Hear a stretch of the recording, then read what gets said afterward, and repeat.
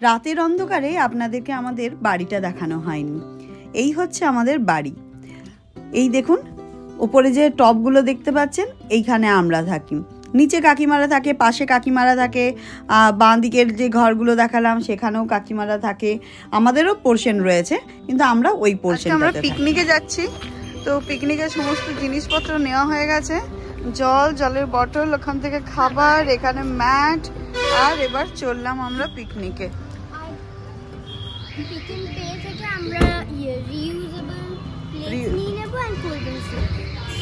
ঠিক আছে। দিনটা ছিল 1 জানুয়ারি, বছরের প্রথম দিন। হঠাৎ করেই পিকনিকের সিদ্ধান্ত নেওয়া হলো। নতুন বছরের প্রথম দিন হঠাৎ করেই এমন সিদ্ধান্তে আমরা আজকে সবাই মিলে যাচ্ছি পিকনিকে। প্রথমেই বলে দিই, hello everyone, I am Atrei, welcome back to my channel everyday echoes Atrei. আজকে নিয়ে এসেছি একটা পিকনিকের ব্লগ। মেদিনীপুরে একটা দুর্দান্ত পিকনিক স্পট রয়েছে, যেটা আপনাদেরকে দেখাবো এবং সেখানে নিয়ে যাব।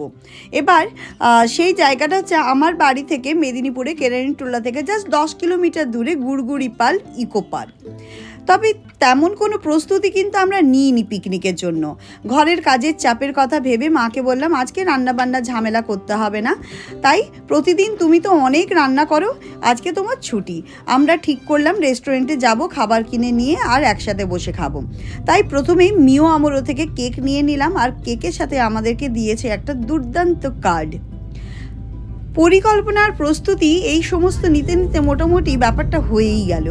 বছরের প্রথম দিনটি পরিবারের সবাই মিলে কাটানোর আনন্দটাই ছিল আমাদের প্রধান উদ্দেশ্য। সেটা ঘরের রান্নাই হোক আর সেটা না হলেও কোনো অসুবিধে নেই। মাও এই সিদ্ধান্তে বেশ খুশি হলেন, একটু ছুটি পেলেন তিনি তার দৈনন্দিন রুটিন থেকে। আমরা সবাই বেরিয়ে পড়লাম। গন্তব্য ছিল মেদিনীপুর শহর থেকে প্রায় 10 কিলোমিটার দূরে অবস্থিত গুড়গুড়িপালের ইকো পার্ক। এই যে মেন রোড থেকে ভেতরের দিকে টার্ন নিয়ে চলে এলাম। দুদিকে শাল জঙ্গল, কি সুন্দর দেখতে লাগছে দেখুন। ইকো পার্কের প্রাকৃতিক সৌন্দর্য কিন্তু ভীষণ সুন্দর। এইখানে আপনারা দেখতে পারবেন এই যে ইকো পার্কের গেটটা, এই গেট দিয়ে এবার ভেতরে সোজা চলে যাব। ইকো পার্কটা ঘন শাল জঙ্গলের মধ্যে অবস্থিত। দুই পাশে সবুজে ঘেরা বন, মাঝ দিয়ে সরু রাস্তা। জায়গাটির মনোরম প্রাকৃতিক দৃশ্য যে কাউকে মুগ্ধ করবে। জানেন, সেখানে একটা বড় ঝিলও রয়েছে, সেটাও দেখাবো, যা প্রাকৃতিক সৌন্দর্যকে আরও বাড়িয়ে তোলে। আর এই জায়গাটার প্রাকৃতিক সৌন্দর্য সত্যিই অপূর্ব। শীতের দিনে পিকনিক না করলে কি আর হয়? দেখুন আমাদের আগে কত লোক চলে এসে পিকনিক স্টার্ট করে দিয়েছে। একদম চপ মুড়ি, বেগুনি মুড়ি থেকে শুরু হয় পিকনিকের শুরুয়াত। হালকা রোদ গায়ে এসে পড়লে মনটাও একেবারে ফুরফুরে হয়ে যায়। আর আপনাদেরকে যে ঝিলটার কথা বলেছিলাম, সেই ঝিলটা হচ্ছে দেখাচ্ছি। ভীষণ সুন্দর, একদম পরিষ্কার জল, একদম শাল জঙ্গল, আর তার মধ্যে রয়েছে এই ঝিলটা। এটার কোনো নাম সেভাবে নেই। এই দেখুন ঝিলটা, এই দেখেছেন? ওখানে আবার শালুক ফুল হয়, শালুক ফুলের পাতাতে ভর্তি রয়েছে। Zia, be careful. এই দেখুন শালুক ফুল ফুটলে খুব সুন্দর লাগে। এই দেখুন শালুক ফুলের পাতাগুলো, দেখেছেন কি সুন্দর, খুব সুন্দর। আমরা শীতকালে এলেই এই জায়গাটাতেই পিকনিক করি, আমাদের খুব ভালো লাগে। বেশি ঝঞ্ঝাট ঝামেলা, ক্রাউড, কোলাহল ভালো লাগে না, একদম ভালো লাগে না। আমার তো ভীষণ ভালো লাগে প্রকৃতি, তাই আমি যতটা পারি এইরকম নেচারের কাছাকাছি থাকতে বেশি ভালোবাসি। সবাই মিলে একে একে করে জিনিসগুলো নিয়ে যাচ্ছি ওই মাঠে। এবার সরু রাস্তা দিয়ে চলে যাচ্ছি একদম জঙ্গলের মধ্যে দিয়ে। ইউক্যালিপটাস যে সমস্ত গাছ আসে দেখুন, তার মধ্যে দিয়ে একটা ছোট্ট সরু মেঠো রাস্তা, মেঠো রাস্তা নয় এটা, ওই মাটির একটা ছোট্ট রাস্তা। সেই রাস্তা ধরে ধরে একদম সোজা চলে যাবো। আর এখানেও দেখুন একটা ছোট্ট ঝিল রয়েছে, আর এই ঝিলের হাওয়া, আর কি সুন্দর হাওয়া চলছে, অপূর্ব লাগে। এই ঘাটের থেকে হচ্ছে সবাই স্নান করে, দেখেছেন পাথরটা, এইখানে সবাই স্নান করে। এই সমস্ত জলের সোর্স কিন্তু মানে অরিজিনালি হচ্ছে কি যে একদম মাটি থেকেই উঠে আসে। এগুলো কোনো মানে কৃত্রিমভাবে তৈরি নয়, সব কিন্তু একদম অরিজিনালি তৈরি আছে। আর এখানে একটা ছোট্ট ব্রিজ দেখতে পাবেন। এই দেখুন খুব সুন্দর, এগুলো সব অনেক পুরনো দিনের বানানো, কিন্তু ওই জন্য ভেঙে ভেঙে গেছে। এই দিকটা যখন খুব বর্ষাকালে বৃষ্টি হয়, দিকটা ঝর্ণার মতন ভালো লাগে। এখন তো এত জল নেই, শীতকাল। এই যে ব্রিজটা, ব্রিজ পার হয়ে চলে আসুন।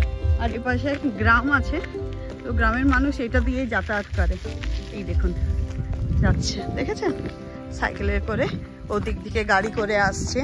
ওই পাশে একটা গ্রাম আছে, তো এই গ্রামের মানুষগুলো এদিকে যাতায়াত করে। আমার মেদিনীপুর শহরে পিকনিক স্পটের মধ্যে বেস্ট পিকনিক স্পট মনে হয় এটা, আমার দারুণ লাগে এইখানটা। শীতের রোদে দিনটি জমে উঠলো একেবারে। নতুন বছরের প্রথম দিনে পরিবারের সবাই মিলে একসাথে বসে খাওয়া দাওয়া এবং আড্ডা মারাটাই ছিল আমাদের প্রধান উদ্দেশ্য। জানেন, মাকেও একটু বিশ্রাম দেওয়া হলো। সে তো বিশ্রাম নিতে চায় না, কিন্তু তাকেও একটু বিশ্রাম দেওয়া হলো। আমরাও মন খুলে সময় কাটালাম।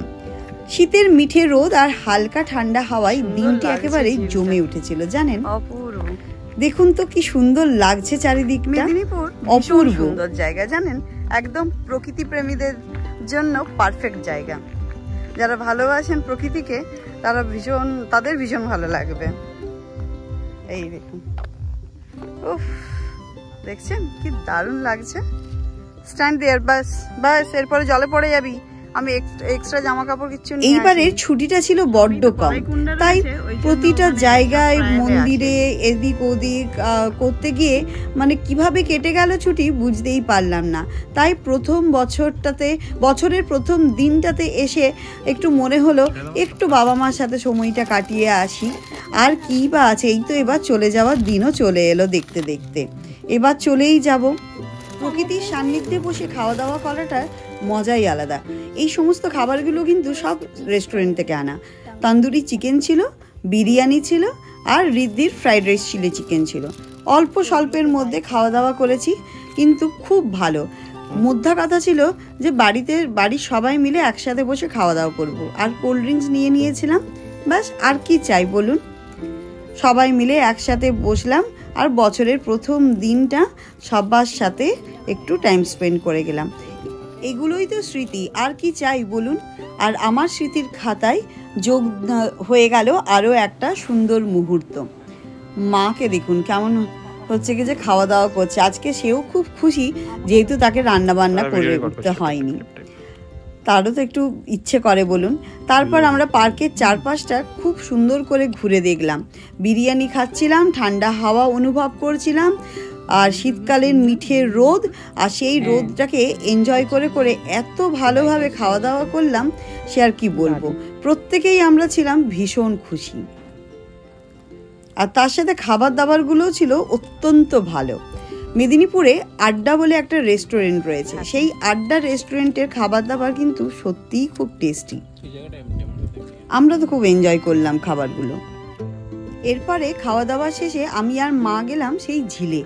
বললাম যে চলো মা, ঝিলে ধারে যাব আর ওখানে জল দিয়ে হাতটা ধুইয়ে নেব। ঝিলের জলে হাত ভিজিয়ে একটু জল নিয়েও খেললাম। জানেন, বেশ ভেতরের দিকে একটু ঢুকলাম, জলটা ছিল মারাত্মক ঠান্ডা, কিন্তু হাত ধুয়ে আর জলের সাথে একটু খেলতে বেশ ভালোই লাগলো। মাও আসছে এবার জলে হাত ধুতে, আর আমাদের দেখে রিদ্ধিও এসেছিল। জল তো এমনিতে প্রত্যেকেরই ভালো লাগে। ব্যাঙ্গালোরে এরকম ধরনের জায়গাই বা কোথায় খুঁজে পাবে বাচ্চা, আর জল নিয়ে খেলা করার সুযোগটুকুও থাকে না। তাই রিদ্ধিকে বললাম চলে আই এ পাশে। আর আমি ওদেরকে জল ছেটাচ্ছিলাম বলে মা আবার আমাকে বকছিল। সত্যি বলতে এই সব কিছুতেই একদম মন ভরে গেল। ব্যাঙ্গালোরে বসে এইসবের স্বাদ পাওয়া যায় না। তাই রিদ্ধিও খুব মজা করছিল। তবে ঝিলের জলটা কিন্তু বেশ ঠান্ডা ছিল, তাই ওকে বললাম আর জল নিয়ে খেলো না, ঠান্ডা লেগে যাবে।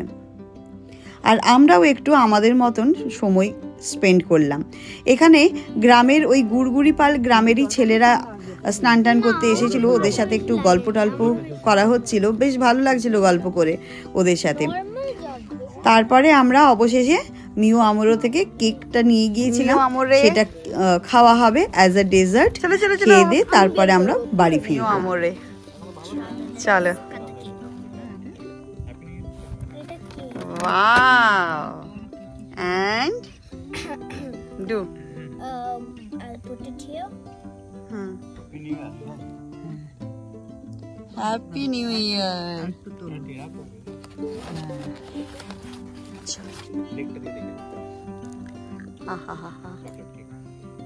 Happy new year, happy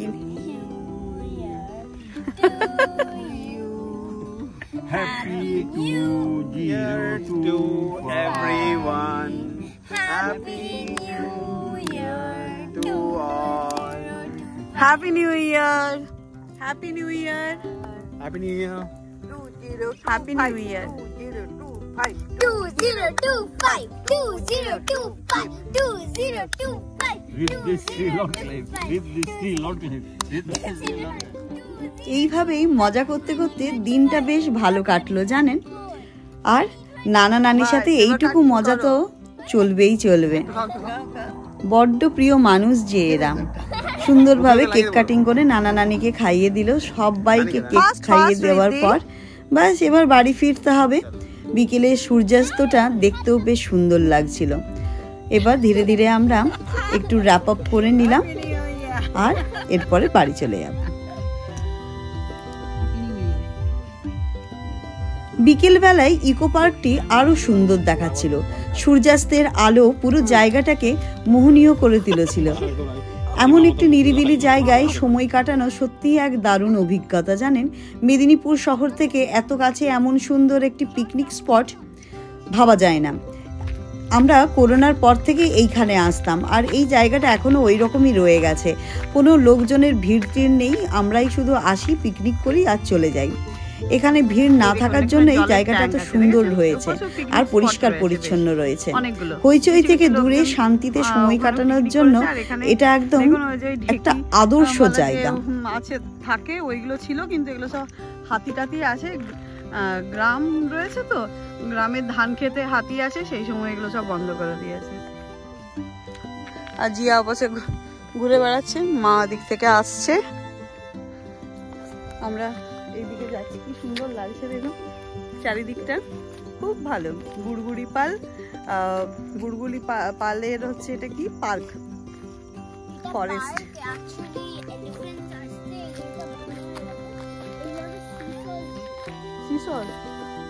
seizure ছিল। দেখুন এখানে প্রচুর শিয়াল দেখতে পাবেন। হ্যাঁ, তো শিয়াল মানে এরকম সময় আসবে না, ওগুলো রাতের সময় শিয়াল আছে। বাকি খুব সুন্দর জায়গাটা। আমাদের সবারই খুব ভালো লেগেছে আর দিনটাও কেটেছে খুব সুন্দর। যারা নিরিবিলি পরিবেশে পিকনিক করতে চান তাদেরকেও এই জায়গাটা কিন্তু খুব ভালো লাগবে। আর যারা মেদিনীপুরের আশেপাশে থাকেন অবশ্যই এসে এই জায়গায় পিকনিক করে যেতে পারেন, কোনো অসুবিধে নেই। বিকেলের পড়ন্ত রোদে জায়গাটি অসাধারণ লাগছিল। তবে সময় শেষ, এবার সব কিছু গুটিয়ে বাড়ি ফেরার পালা। দেখুন চারিদিকটা দেখতে কি সুন্দর লাগছিল। এই দিনটি শুধু পরিবারের সাথে নয়, পরিবারের সাথে সময় কাটানোর আনন্দটাই আলাদা জানেন, বরং প্রকৃতির সৌন্দর্যের সাথে একাত্ম হওয়ার অভিজ্ঞতাও এনে দিল। এমন সুন্দর একটা দিন, আর এমন একটি দিন আমাদের মনে অনেক দিন ধরে রয়ে যাবে। আর আমার স্মৃতির খাতায় আরও একটা সুন্দর অধ্যায় আমি যোগ করে দিতে পারলাম। আমার এই ব্লগটা আমি এখানেই শেষ করছি। যদি ভালো লেগে থাকে আপনাদের, অতি অবশ্যই একটা লাইক, শেয়ার, সাবস্ক্রাইব আর কমেন্ট করবেন। আর যারা ইচ্ছুক এইরকম জায়গায় পিকনিক করবার জন্য তারা অবশ্যই আমাকে কমেন্ট করতে পারেন, আমি ডিটেলসে সমস্ত কিছু জানিয়ে দেবো। তাও বলে দিচ্ছি এই জায়গাটার নাম গুড়গুড়ি পাল ইকো পার্ক, ঠিক আছে? তো এখানে চলে আসবেন, এসে আপনারা পিকনিক করে যেতে পারেন নিরিবিলিতে, খুব সুন্দর লাগবে। আর কোথাও কোনো ভয় নেই, ঝঞ্ঝাট নেই, নিরাপদ জায়গা, কোথাও কোনো অসুবিধে নেই। চলুন তাহলে ব্লগটা এখানেই শেষ করছি। আশা করি আপনাদের ভালো লাগবে। দেখা হবে নতুন ব্লগের সাথে। Ta-ta, bye bye, thank you so much.